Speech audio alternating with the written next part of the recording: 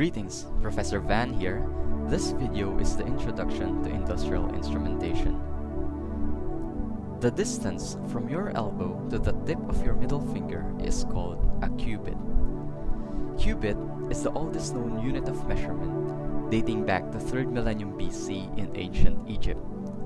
Measurement has been important for humans ever since it was needed for the fair exchange of goods, and its importance has not changed. Measurement techniques, however, have changed so much. From using body parts to measure length and cycles of heavenly bodies to measure time, we have shifted to using standardized objects for length and atomic clocks for time. Length and time, together with mass, electric current, temperature, luminous intensity, and amount of matter, are the 7 fundamental SI units. From these 7 units, we may derive other units of measurements like area, volume, velocity, acceleration, and many more. Both basic and derived units can be measured using specific instruments. Applications of measuring instruments can be classified into 3 major areas. The first is the most obvious. We've actually mentioned this earlier. It's for regulating trade. Using instruments that measure physical quantities such as length, volume, and mass in terms of standard units ensures fair trade. The second area of application of measuring instruments is in monitoring functions. These provide information that enables people to take some prescribed action according to the measurement. For instance, a gardener in a greenhouse uses a thermometer to determine whether he should increase the heat in his greenhouse if it is too cold, or open windows if it is too hot.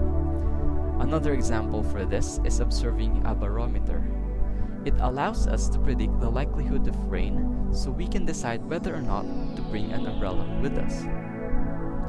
While there are definitely many uses of instrumentation in our normal domestic lives, the majority of monitoring functions exist to provide the information necessary to allow people to control some industrial process.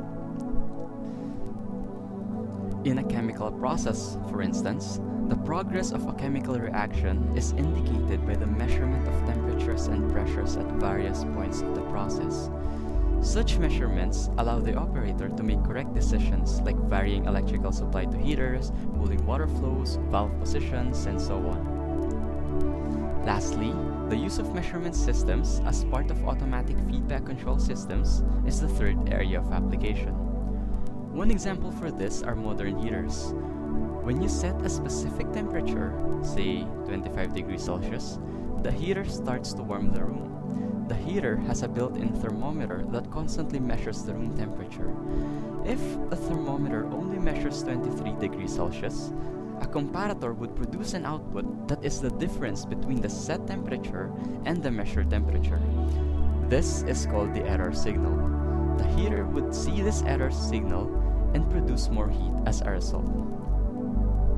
That's it for this introduction. The contents of this video are from the first chapter of the book Measurement and Instrumentation by Alan S. Morris and Reza Langari. I highly suggest that you check that out for more information about the subject.